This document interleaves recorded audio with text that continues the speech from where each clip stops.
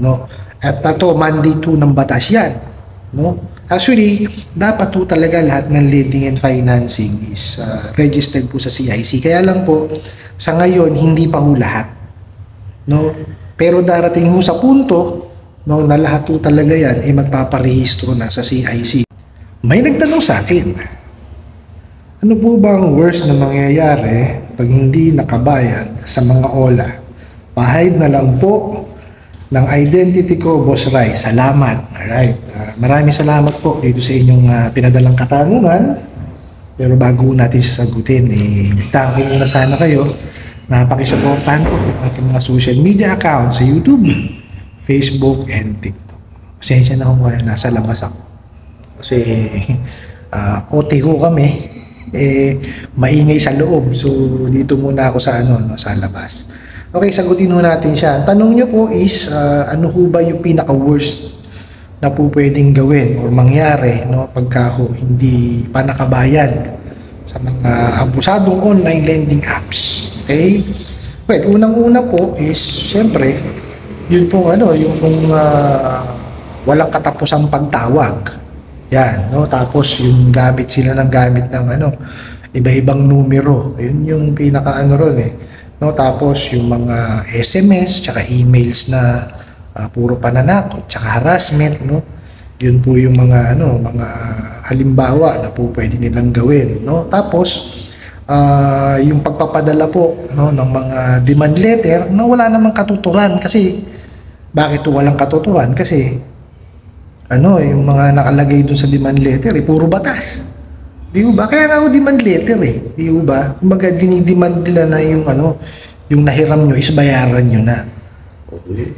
Sila hindi kung ano-ano pang pananakot na ilalagay dun Di ba? Kung ano-anong batas. Mayroong pang-estafa, may kung ano-ano Di ba? Mayroong tawag dito yung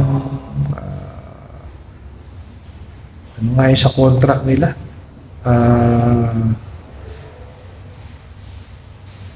Breach of contract. Ayun. Sensya na kayo na blanco. Diba? So, yun yung tapos meron pa silang mga tawag dito yung pag-order sa mga mga online shops. Yan, gagawin nila yan. Walang yayang mga yan. Gagawin niya, mag-order si COD. Tapos, i-address sa inyo. Diba? Nakakaawa ho doon is yung yung rider. Diba? Tsaka yung pinagbilan. Kasi sila ho ang maaabala talaga doon. Ang mangyayari lang sa inyo is, syempre, maabala kayo sa sa pagtawag sa inyo. Pero yung abala talaga na is dun sa pinag-orderan.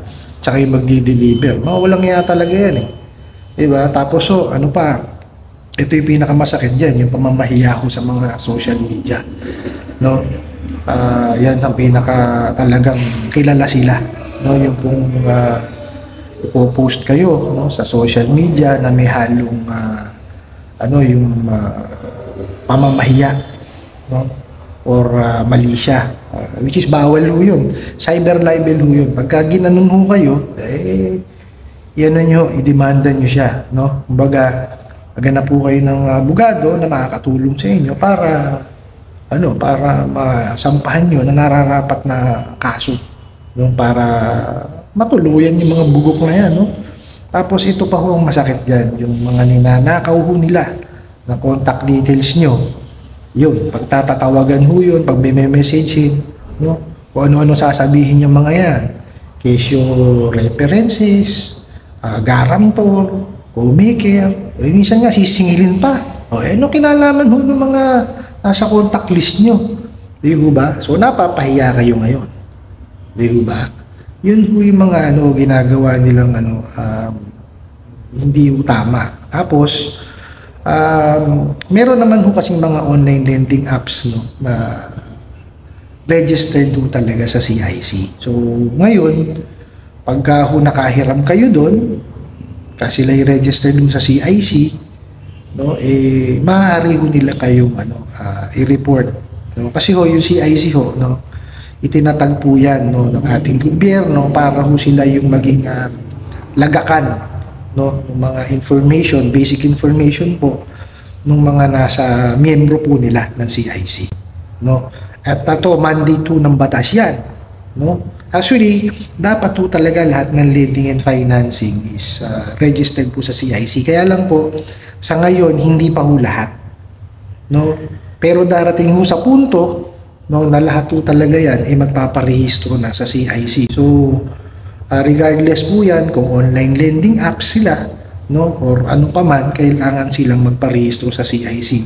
So ngayon, definitely po, pagka hindi tayo nakabayad or nakahulog, no, dun sa nautangan natin ng online lending, kung rehistrado yan, no, sa CIC, mare-report ho kayo. Makikita ho ng mga ibang lending companies, financing companies, saka bangko, no, kung nai-report kayo dun sa kanila, di po ba? So, maaari po na pagka manghihiram kayo, baka hindi ho kayo magpahiram. No, yun ho yung sinasabi nila na na makakaapekto po sa mga financial institutions, no. Pero yung sinasabi nila na may epekto sa SSS, Pag-ibig, no, at saka PhilHealth. Sa akin nakakita, ang PhilHealth to financial institution na. Di ba? Alam ho natin na na talagang wala ho talaga silang alam sa paniningil. Apo.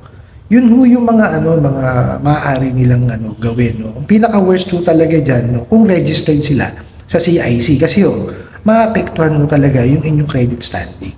No, yun ho yung pinaka-worst. Kasi yung pagtawag, pagpapadala ng messages, tsaka yung pananakot, no.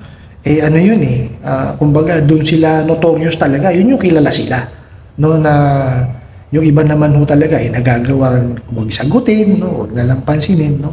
Actually yun naman ho talaga ang dapat yung gawin, no.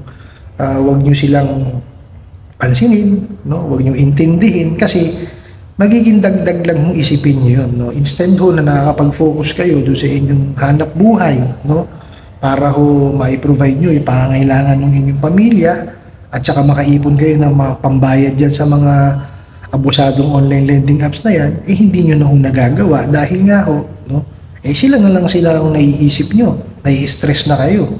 Kasi yan ho talaga ang gusto niya mga bugok na yan. Yun hong kumbaga, kontrolin ho yung isip nyo. Diba? May stress kayo. Magkaroon kayo ng anxiety tsaka depression. Yan ho ang gusto niyang mga yan. Kaya nakita nyo ho mga pananakot niyan, pupuntahan kayo sa bahay. Kumbaga, ipapakitil daw yung buhay niyo. Pagka daw lumabas kayo ng bahay, tutumba na lang kayo. No? Which is, hindi naman nila kayang gawin yun . Di ba? Hindi nila kayang gawin yun. Yun nga sa barangay, sa police station, sa korte, at even sa tapat ng bahay nyo, hindi makatungtong. Kasi duwag yung mga yan. Hindi alam man yan. Kumbaga, walang alam sa paninigil. Scripted nga paano pupunta sa inyo yan? Di ba? Tsaka biruin nyo sa lito na halaga. Gagastos sila ng malaki para sila mag-hire ng gagawa na para saktan kayo. Malabo mangyari yun. Di ba? Biruin nyo, sa hindi nyo palang pagbayad. Di po ba? Hindi kayo nakabayad. Siyempre, na-delay na sila kagad sa So, wala na silang kinita. Maglalabas ba sila ng pera? Di ba? Di dapat gawin na lang nila. Kausapin kayo ng maayos. Ganun ang dapat nilang gawin. Diba? Bigyan kayo ng mga payment options para makabayad kayo. Kasi hindi sagot yung panghaharas. Kaya nga naglabas ang SEC ng prohibition on unfair debt collection practices. Di po ba? Kasi bawal yung ginagawa nila. Di ba? So sa inyo po, doon po sa nagtanong, yun yung pinaka-worst, yung may report kayo sa CIC kung siya ay membro. Pero yung pananakot, pangharas, natural na sa kanila yan. Huwag niyo silang intindihin. Basta mag-focus kayo doon sa work nyo para makapag-provide kayo sa family ninyo, then makapag-ipon kayo na mabayaran nyo siya. And then, pagka yung nabayaran nyo na, huwag nyo na silang tangkilikin. Kung kailangan talaga ninyo manghiram, doon mo kayo sa mga lending, financing, tsaka bangko na registered sa SEC, tsaka sa BSP. At kasi sa kanila i-explain yung obligasyon ninyo. At tatanungin kayo kung tatanggapin nyo ba yung na-approve na loan sa inyo. Yun kasi yung pinaka-importante. Alam nyo yung pinapasok yung obligasyon Ano po, I hope nasagot ko po itong katanungan na to at sana po'y makatulong.